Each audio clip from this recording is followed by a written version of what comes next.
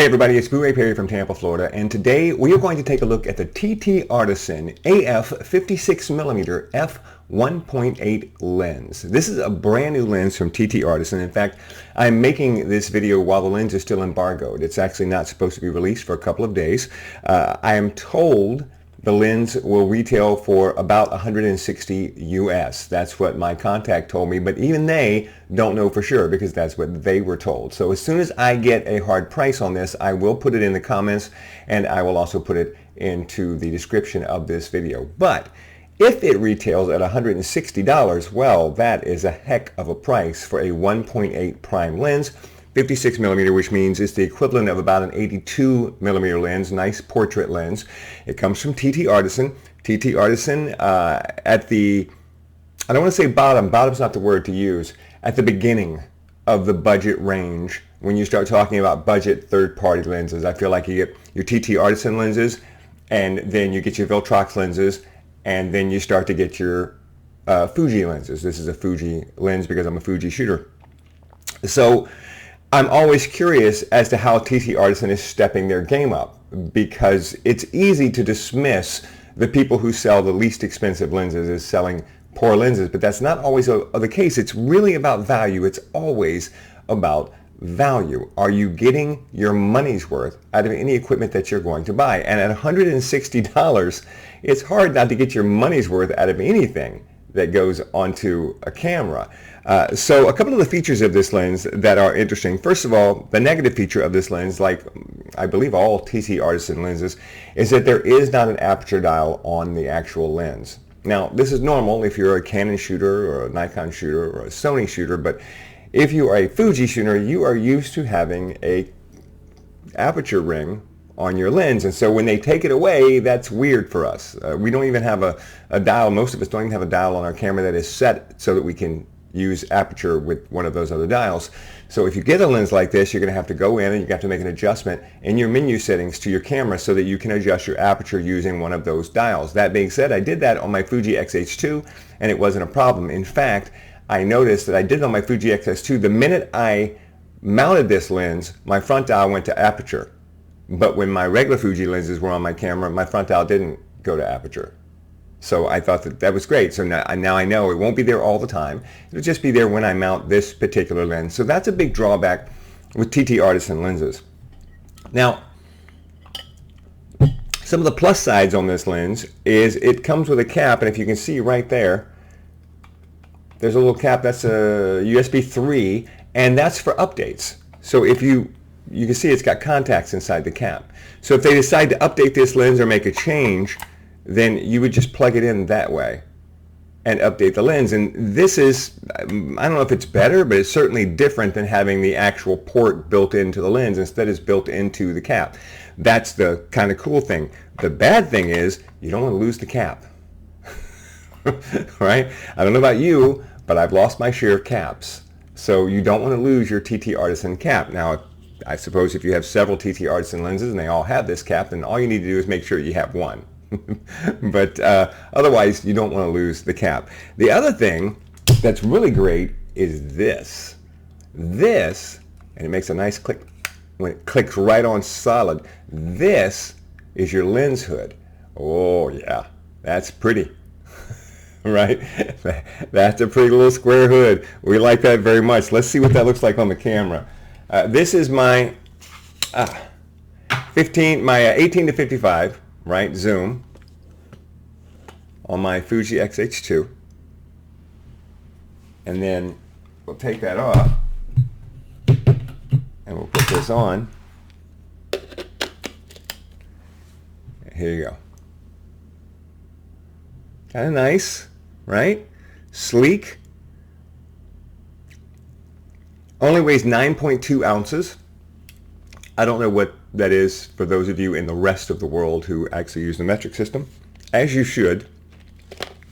I was one of those kids who was actually in school, I think in the 8th or 9th grade, when they tried to convert the United States over to the metric system. We all had to learn the metric system, and then the next president decided we weren't going to do it, and that was that. And it was a pain, but I really wish we had done it, because it is, metric system really is better, and the whole world uses it except for us, and it just We really should be using the metric system here.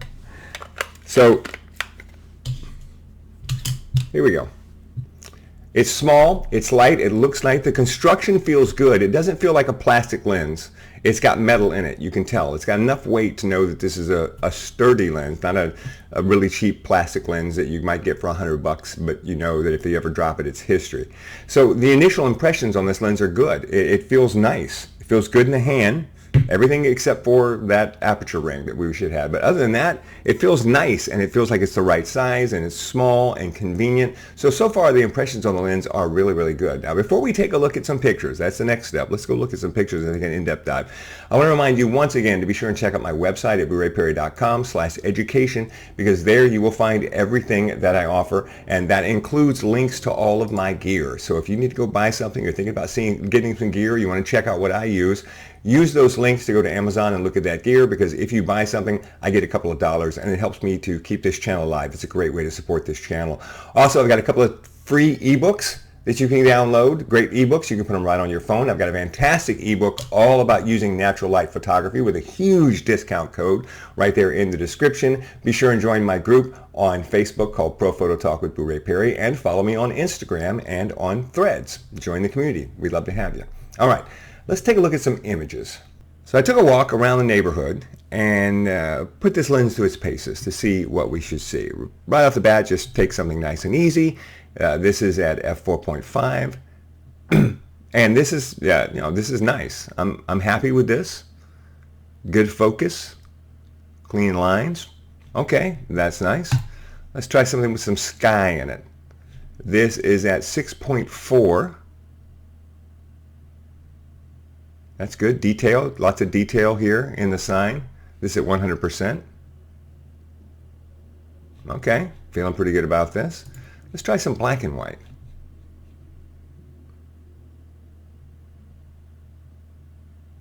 Okay, still good. This is f11, by the way. I would expect this, lens, any lens that doesn't look good at f11 is just ridiculous. How can you not look good at f11? You can see my color rendition here. You can tell I'm using classic chrome, because this is actually a much more darker red, this porta potty, and this is classic chrome and what it does to reds. So far, no problem with this lens. This is at 3.6. This is also at 3.6. Again, you can see what classic chrome does to your reds here. Going into 100%. Yeah. That's good. That's good focus, clean. Not seeing any big problems. Another shot with some sky in it, some tree, some silhouette. Happy with this one. So now let's get in and really test it up close. This is at 1.8. This is wide open, and when it comes to a lens, anytime you sell a lens that's under 2.8, I am absolutely going to be looking at its wide open aperture. 1.8 lenses, 1.4, 1.2s. I am going to hard test those apertures, because the whole point of buying a prime lens is to get the wide aperture. They always, we're going to show pictures and say, here it is at f11. Everything looks good at f11. How does it look at its widest aperture point? And if you zoom in here to 100%, this is 1.8 wide open at 100%, and you can see how fast this focus falls off behind it and in front of it. And this, I think I'm a little underexposed here. Let me bring that exposure up just a little bit. All right, and that's not bad. I think it could be a little sharper, but it's not bad. Let's go into sharpening and take that up a bit. Yeah, it could be a little sharper, but still really not bad. Not bad. And if this is a $160 lens, then I am perfectly fine with that sharpness at 1.8. This is not a macro lens. You're not buying a macro lens. Yeah, I'm perfectly fine with that. Let's try it over here. I'm pretty sure this is also at 1.8. Yeah, this is at f1.8. Good bokeh. I'm happy with this. Not bad. Get in there.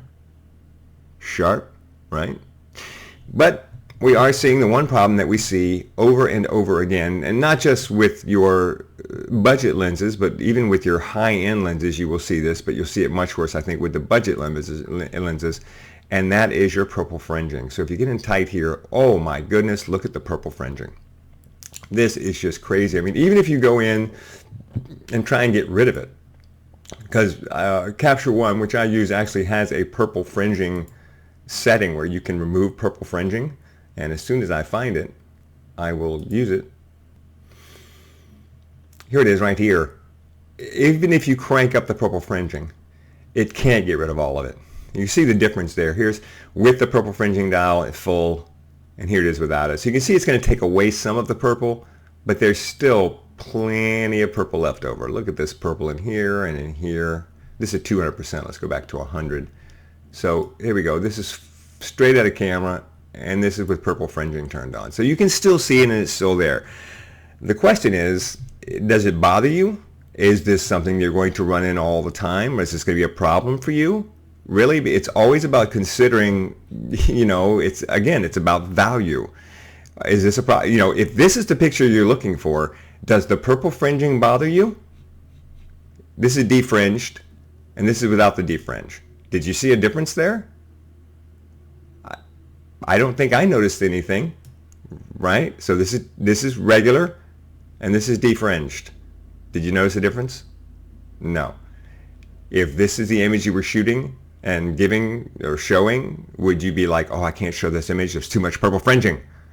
I don't know that you would.